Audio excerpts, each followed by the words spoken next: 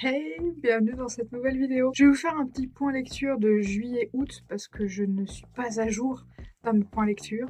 Donc bienvenue dans cette nouvelle vidéo. J'ai commencé le mois de juillet en lisant le tome 4 de L'amour est au menu. J'aime trop cette série. On suit du coup les deux voisines qui vont apprendre à se connaître, se rencontrer et tomber amoureuses l'une de l'autre. C'est vraiment très mignon, c'est très slow romance, hein, ça va très doucement. Et dans ce tome 4, il se passe un peu plus de choses, je ne vous en dis pas plus. J'ai bien aimé que ça avance et en même temps, ça n'a pas du tout avancé de la manière que j'ai espéré. Et en même temps, si, c'est un peu bizarre. J'ai commencé le mois de juillet en lisant le tome 4. Le même jour est sorti le tome 2 de Écoute ton cœur à Tammy. Là, c'est le tome 1 parce que malheureusement, le tome 2, je l'ai prêté. Le tome 2 était un chouïa moins bien que le premier, qui a été un vrai coup de cœur pour moi. Ce tome 1 était incroyable. Le tome 2, on continue à suivre Atami et ses crushs et aussi ses amitiés. C'était mignon comme tout. Moi, j'aime beaucoup cette série. J'attends de voir la suite. Ensuite, j'ai lu le tome 3 de She Wasn't a Guy. Là, je vous présente le tome 2 parce que le tome 3 aussi, je l'ai prêté. Dans le tome 3, des personnages ont évolué, des situations se sont débloquées, des opportunités arrivent. J'ai beaucoup aimé ce tome 3, j'ai hâte de voir le tome 4 parce qu'il y a un nouveau personnage qui est un peu le némésis de la série, mais sans elle, rien n'avancerait, donc on aime la détester. J'ai hâte de voir la suite. En manga, j'ai acheté et j'ai lu la série The Summer Hikaru Dai. Cette série est trop bien. J'ai commencé en fait l'animé sur Netflix. C'était tellement bien que je me suis dit mais en fait je ne peux pas attendre que chaque épisode sorte chaque semaine. J'ai besoin de ma dose. Donc j'ai craqué, je suis allée en librairie, j'ai acheté les 5 tomes. J'attends le tome 6 avec beaucoup d'impatience. The Summer Hikaru Dai, pour vous faire un résumé très concis, Hikaru a disparu dans la montagne il y a quelques mois, pendant une semaine. Personne ne sait ce qui s'est passé. Et après une semaine, il est réapparu. Nous, on suit Yoshiki, donc Yoshiki qui est ce personnage-là, qui est le meilleur ami d'Hikaru et qui, vraiment, la première scène du manga, c'est l'été. Ils sont ensemble, ils mangent des glaces et Yoshiki dit à Hikaru, admets-le, tu n'es jamais revenu de cette montagne. Et on comprend qu'en fait, Hikaru est mort et que une entité a pris la place d'Hikaru. Bah, qu'est-ce qui va se passer ensuite? Voilà.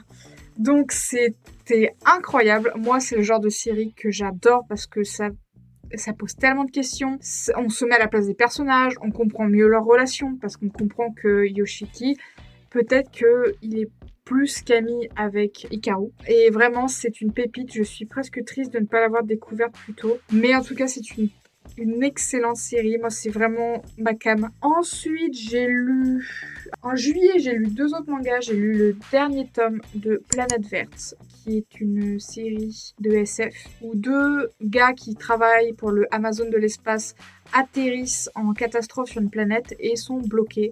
Et ils font la rencontre d'un peuple d'hommes grenouilles. C'est très cool. Le dernier tome, il y a certaines choses qui m'ont un peu déplu. En soi, la fin, elle est correcte, donc disons que je suis pas mécontente de ma lecture, mais ça n'aura pas été une série coup de cœur de A à Z, voilà. Et j'ai également lu le dernier tome de Love Me From Who I Am, qui est une série que j'aime particulièrement par ses personnages queer. On suit l'histoire d'une jeune personne non binaire qui essaye de trouver ses marques à l'école comme en dehors du cercle scolaire et qui va tomber amoureuse d'un de ses camarades de classe qui travaille dans un café où chaque personne est habillée en maid, mais ce sont des garçons. Donc, ça confronte plusieurs choses. Les 2 derniers tomes étaient assez durs parce qu'on parle de la relation familiale, du fait de ne pas être accepté par sa famille, c'était assez dur à lire. Le fait d'être incompris, parce que le fait de ne pas être accepté, des fois c'est juste ne pas être accepté, là on parle aussi d'incompréhension. C'était pas une lecture facile, mais en plus j'ai trouvé la fin un peu... Ah, je peux pas trop vous en dire, je vais vous divulgacher sinon la fin de la série. Mais disons que j'ai trouvé ça un peu facile. Un peu, finalement, tout s'arrange. Et j'étais un peu en mode... Bon, après, vous allez me dire, les séries ne sont pas censées refléter la réalité. Mais je sais pas, moi j'ai trouvé ça un peu utopiste, peut-être, cette fin. Donc j'ai terminé 2 séries de mangas en juillet. J'avais oublié, mais j'ai également lu Kirio Fan Club. Kirio Fan Club est une excellente série d'humour. Alors si vous aimez l'humour pipi caca, vous serez servi. Kirio Fan Club, on suit 2 jeunes filles qui font partie du Kirio Fan Club, Kirio étant un camarade de leur classe. Elles sont toutes les deux amoureuses de lui. Elles partagent cette étrange amitié autour de ce garçon, sauf que dans le dernier tome, du coup le tome 4, on comprend que peut-être quelqu'un ment depuis le début sur ses intentions. Je ne peux pas trop vous en dire, mais l'alerte queer est très lancée sur cette série. Même si elle a mis du temps à arriver, je suis ravie de voir que cette série prend une tournure que je n'avais pas du tout prévue et que j'apprécie grandement. Plus cette série avance et plus je me rends compte à quel point elle est excellente. Vraiment, Kirio Fan Club, une bonne pépite. J'ai lu... Celui-ci, je l'ai en physique parce qu'on me l'a prêté vu l'épaisseur. L'école des dragons sur la montagne, c'est par l'autrice de Glouton et Dragon, donc qui est Ryoko Kui. C'est un recueil de ses nouvelles qu'elle a écrites avant Glouton et Dragon. Alors on a un peu de tout. Les premières nouvelles parlent beaucoup d'un royaume, d'un château avec des bêtes monstres. Enfin, on retrouve un peu déjà des vibes univers Glouton et Dragon. Après, on avait des nouvelles avec des dieux et des déesses. Après, il y avait Légendes modernes qui parlent du coup de notre société, sauf que dans cette société, il y a des centaures. Et du coup, ça parle des différences entre les humains et les centaures. C'était assez intéressant, j'ai beaucoup aimé cette partie-là. Après, je me rappelle aussi de la nouvelle, voilà, je suis tombée dessus, de la nouvelle où il y a des gens qui possèdent des ailes, tels des anges. Et après, la dernière nouvelle, il y en a d'autres petites. La dernière nouvelle, c'est celle du coup sur l'école des dragons. Elle parle de problèmes sociétaux si notre univers était mélangé à celui de l'heroic fantasy. Genre celui avec les centaures, elle parle du fait que les centaures tiennent mieux le rythme et tout, donc c'est des plus gros bosseurs, donc en gros les humains sont un peu moins bien traités parce que on considère qu'ils sont plus feignants, mais en fait non, c'est juste que leurs capacités sont réduites. L'école des dragons, on parle d'un jeune homme qui a décidé de s'y inscrire car il doit devenir un peu genre facteur dans son patelin, sauf qu'il se rend compte qu'il y a des endroits où il peut pas aller en voiture, donc il aimerait y aller en dragon. Sauf qu'en fait, c'est problématique parce que le coût d'un dragon, ça revient trop cher à nourrir, à dresser, à prendre soin. Et en fait, elle arrive à prendre des axes inattendus et j'aime beaucoup ça. C'est très intéressant. Mais c'est comme Glouton Dragon, le fait qu'ils se nourrissent des créatures du donjon. C'est tellement bizarre et cool comme concept. Enfin, bref, donc je trouve qu'on retrouve bien sa patte. Et du coup, le problème avec les recueils de nouvelles, en plus les nouvelles écrites avant, souvent les séries c'est pour se faire la main, c'est pas égal. Il y a des nouvelles qui étaient bien mieux que d'autres, voilà. Donc je veux pas baisser sa note parce que voilà, il y a des hauts et des bas, mais c'était une bonne lecture. Bon, je vais faire un début de point de webtoon. En juillet, j'ai lu Pleure pour cette fleur. C'est un webtoon qui parle d'une jeune trentenaire, je crois qu'elle a 32 ou 33 ans. Et en fait, on comprend que son mari la trompe, qu'elle a un peu une vie misérable, un peu genre poussée. Hein. C'est vraiment là, ils sont en mode Cosette dans Les Misérables, vous voyez. Elle a des dettes que son mari a contractées à son nom. Donc problème, voilà, maintenant, il va falloir qu'elle les règle à la place de son mari. Bref, son mari, c'est pas quelqu'un de très bien, mais c'est un peu son amour de jeunesse. Ils se sont rencontrés au lycée, ils ont toujours été ensemble, ils se sont mariés. Leur vie est pas très drôle. Et en fait, elle va faire la rencontre d'un jeune homme un peu mystérieux qui a l'air de s'intéresser à elle. Au début, elle rejette pas mal ce jeune homme qui veut rentrer dans sa vie. Puis elle va finir par accepter, un peu comme une diversion en fait de sa vie un peu triste. Jusqu'au moment où elle va découvrir du coup que son mari la trompe pour de vrai. Genre c'est concret, elle le prend en flagrant délit. On va comprendre en fait que ce jeune homme, il n'est pas rentré dans sa vie pour rien. Il semblerait qu'il la connaisse, qu'il connaisse son mari et qu'il a pas forcément des intentions bienveillantes envers elle. Voilà. Et même maintenant, j'ai dû lire plus de 30 épisodes, j'ai toujours pas bien compris ce qu'il voulait, honnêtement. Je pense que je vois l'idée, mais j'attends ça. Et en fait, c'est ça qui me tient en haleine dans cette série, c'est vraiment, je suis en mode, mais j'ai besoin de comprendre concrètement pourquoi il fait ça. Et ça vient tard. Très tard. Ensuite, j'ai lu Osora. Ça faisait un moment que j'avais repéré cette série et c'est ma meilleure amie à qui j'ai prêté les mangas qui m'a dit « Mais t'as pas lu Osora? Je suis sûre que ça va te plaire !» Et elle avait raison. Osora, c'est l'histoire d'un prince qui est en fait trans. Malheureusement, l'héritier du trône doit être un garçon et sa mère est morte en couche. Donc son père a menti et a dit que c'était un garçon. Sauf qu'Osora a grandi en étant persuadé d'être un garçon et a eu une éducation de garçon et à aucun moment il se sent femme. Donc il considère qu'il est un homme, même si son corps malheureusement ne correspond pas à son genre de naissance. Donc Osora est un prince et malheureusement il va être fiancé à une jeune femme qui est mise au courant de son secret. Seul problème, il est amoureux de son meilleur ami avec qui il fait les entraînements, bref, avec lequel il se fout sur la gueule, hein, littéralement. Et du coup, toute cette série pue la fantasy queer. Moi, j'adore cette odeur, donc voilà. C'est vraiment un excellent webtoon. Je vous le conseillerai jamais assez. Vraiment, Osora, si vous aimez les webtoons, si vous aimez les personnages queer, c'est... L'autre série que j'ai lue, c'est The Secret Bathroom of Abandoned Princess. C'est ce webtoon qui m'a fait, mais alors tout l'été. En fait, tous les jours, on pouvait débloquer avec 5 pubs, 5 épisodes. Je l'ai lu de juin, juillet, août. Je crois que vraiment cette série m'a tenue en haleine tout l'été.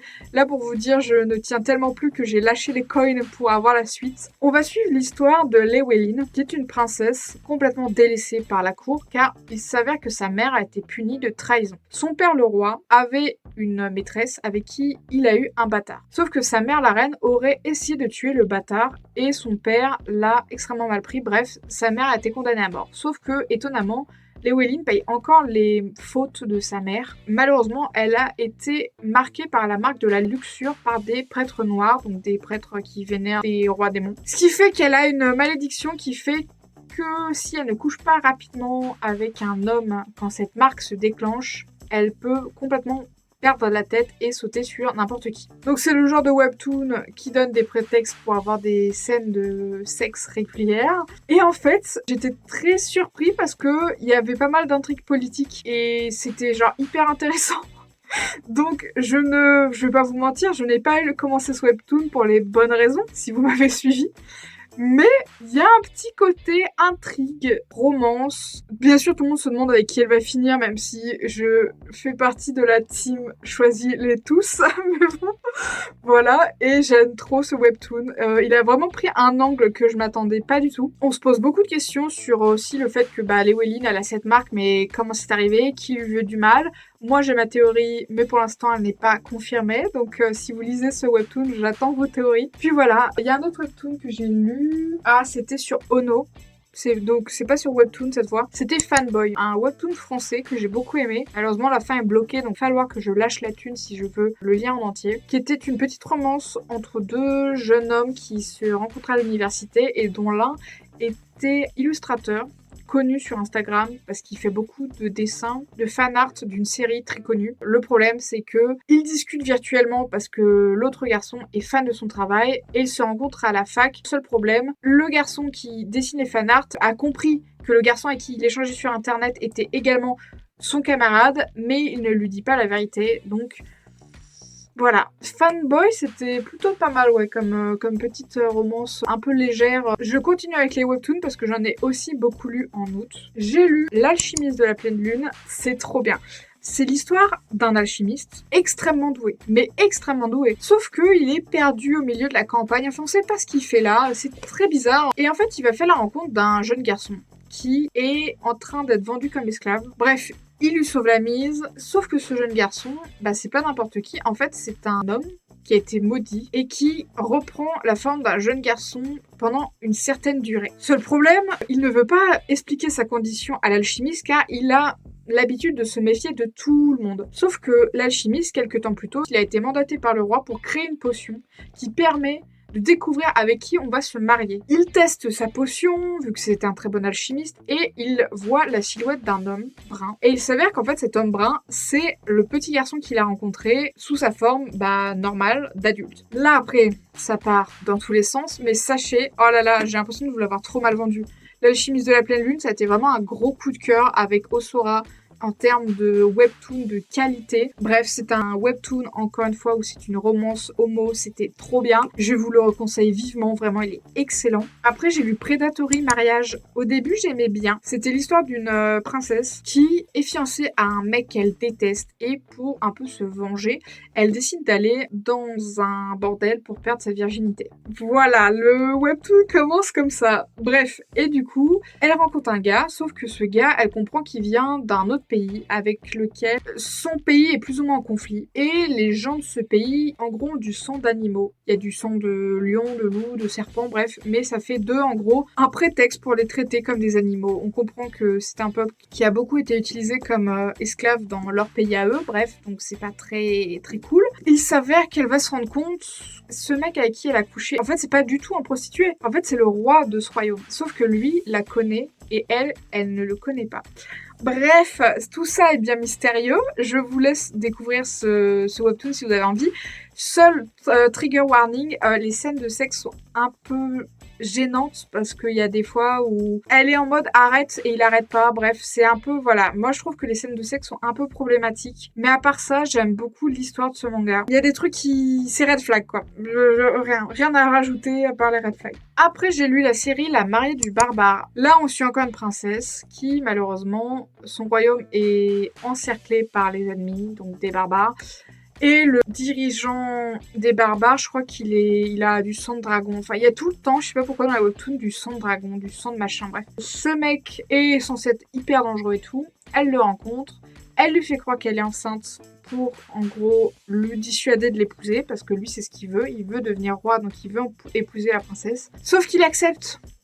Il accepte quand même de l'épouser alors qu'elle est enceinte d'un autre, sauf que le problème, elle est pas du tout enceinte. D'ailleurs, elle n'a jamais couché avec personne. Donc, c'est le bordel. Elle va se rendre compte que peut-être que ceux qui sont censés être ses ennemis vont être ses amis. En fait, ce mec-là va beaucoup lui tendre la main, et à l'inverse, les gens de son royaume vont plutôt lui mettre des bâtons dans les roues. Du coup, ça crée une dynamique que j'avais pas du tout vu venir, et que j'apprécie grandement. Cette série, bon, il y a juste des fois où t'as envie qu'il y a des personnages qui meurent parce qu'ils sont odieux. Et il ne meurt pas, et en fait, il ne meurt pas au début, toi, t'es en mode, mais que le sang coule, que le sang soit versé, qu'il meure, et en fait, tu comprends que, les enjeux politiques, tout ça, c'est compliqué. On peut pas faire ce qu'on veut, on peut pas tuer qui on veut, même dans les webtoons. Et du coup, des fois, c'est tellement frustrant, vraiment trop frustrant.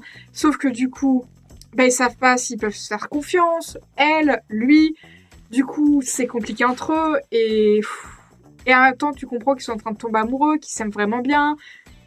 C'est très mignon. La mariée du barbare, c'est un bon webtoon aussi. It was just contractual-late marriage. Ça parle encore d'un mec qui a du sang de dragon. Je suis tombée dedans, mais alors je m'y attendais pas du tout. On va suivre une jeune femme qui, malheureusement, son royaume a été dévasté. Et elle est en train de perdre la guerre. Son frère jumeau, le roi, est mort. Et elle a le choix entre mourir ou mourir, littéralement. Et elle va décider de créer sa propre solution. Elle va être escortée par un gars, mais ce gars, c'est pas n'importe qui, c'est censé être le frère du roi. Le frère du roi, il a du sang de dragon, on sait pas vraiment ce que c'est. Et en gros, ce sang de dragon, ça lui pousse à avoir des actes violents, c'est pour ça que c'est un très bon guerrier. Le temps de faire le trajet jusqu'au château du roi, elle va faire croire que elle et le guerrier ont une histoire et qu'elle est enceinte de lui. Car, à ce qui paraît, le roi pousse son frère à avoir un héritier.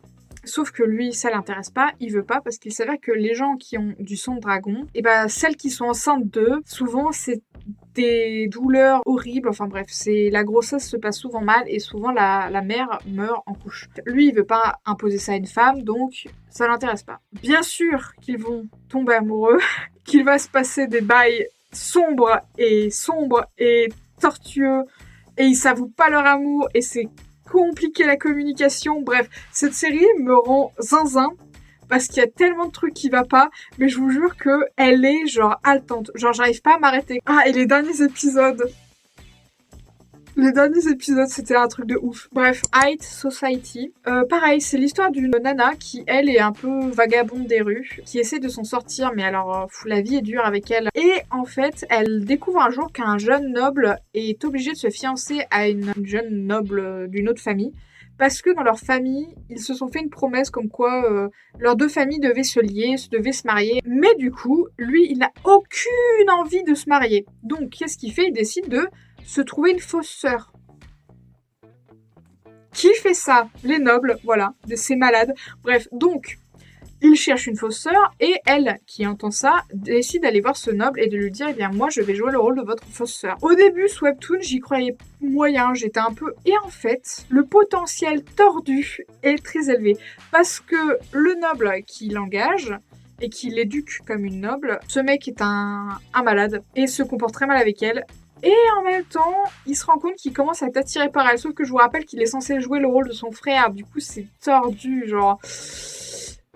bref. Et elle doit séduire et épouser le frère de la fiancée potentielle avec qui il doit se marier. Je vous en dis pas plus. Ce webtoon, il est un peu bizarre. Je sais pas trop ce que j'en pense. Et en même temps, j'ai très hâte de découvrir la suite. Donc, j'ai lu un très bon webtoon aussi. Apprends-moi l'amour. Ça, c'était sympa. C'est pas un truc avec des royaumes et tout, j'ai bien aimé. Apprends-moi l'amour, c'est l'histoire d'un auteur de romans policiers qui un jour se rend compte que un meurtre a été commis comme l'un de ses romans. Et en fait, ça le détruit littéralement, il s'en veut énormément, il a l'impression que c'est de sa faute et tout. Et en fait, il est ami depuis très longtemps avec une éditrice qui n'est pas la sienne.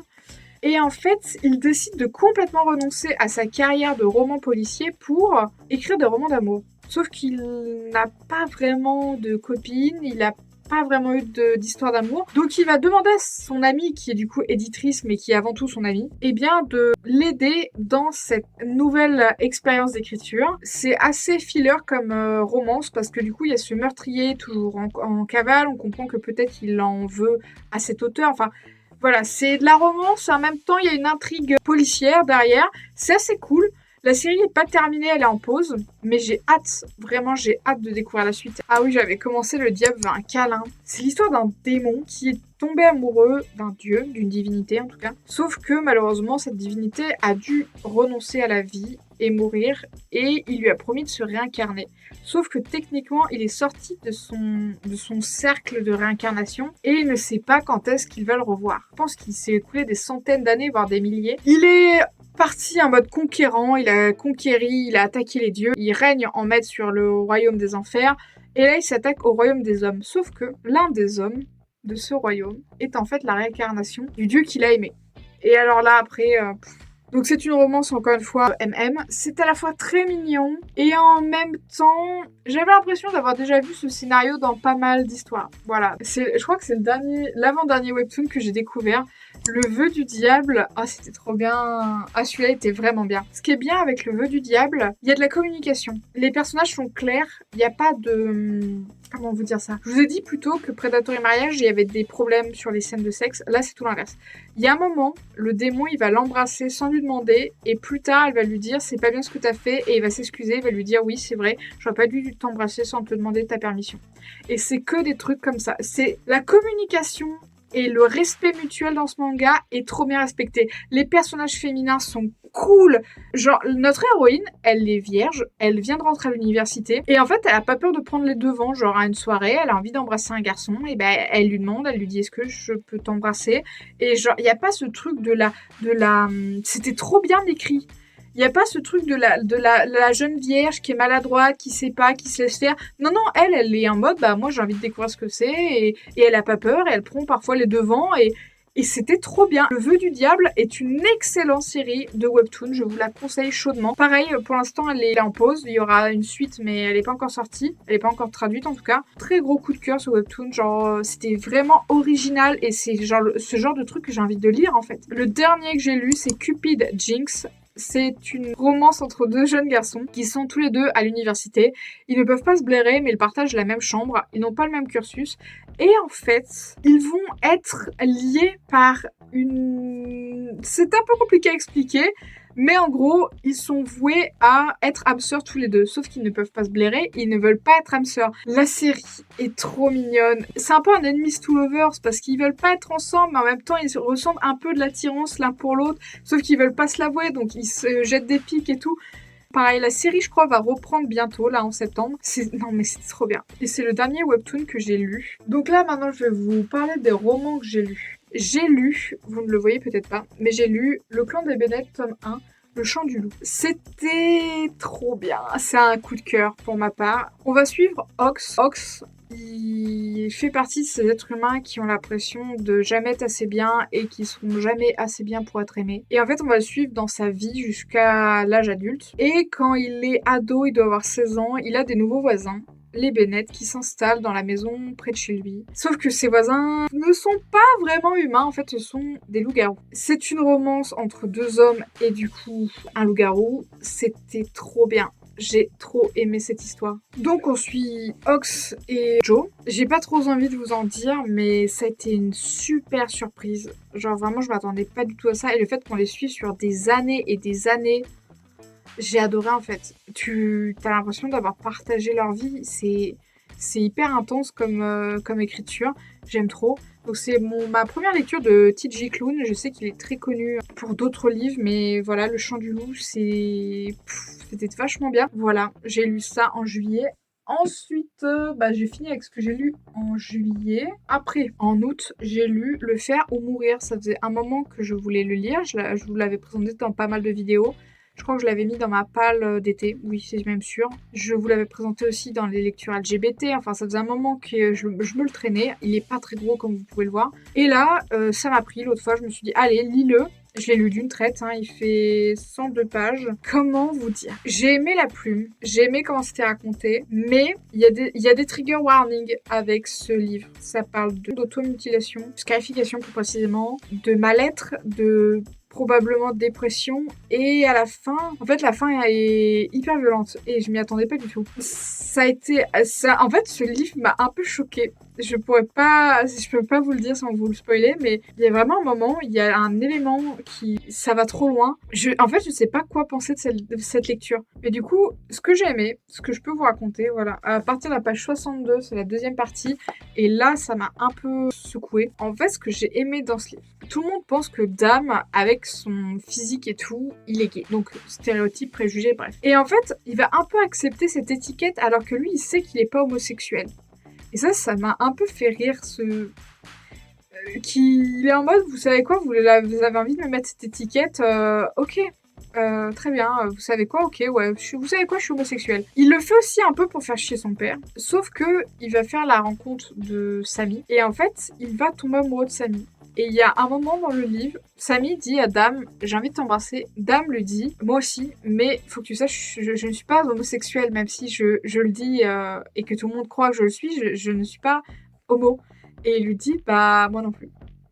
Et là, ils s'embrassent. Et je sais pas, le fait que il n'y a pas besoin d'étiquettes, ou alors il n'y a pas besoin de coller à ces étiquettes, c'était... Je sais pas, ça m'a étonnée. J'ai beaucoup aimé cette partie de ce livre. Et Le Faire ou Mourir, ça a été une vraie surprise. Je vous ai dit que ça m'a choquée, mais au moins ça a su me surprendre et je pense que c'est le genre de lecture que j'aurais du mal à oublier. Alors que le roman fait à peine 100 pages. Ça a su me parler, me plaire et aussi me choquer.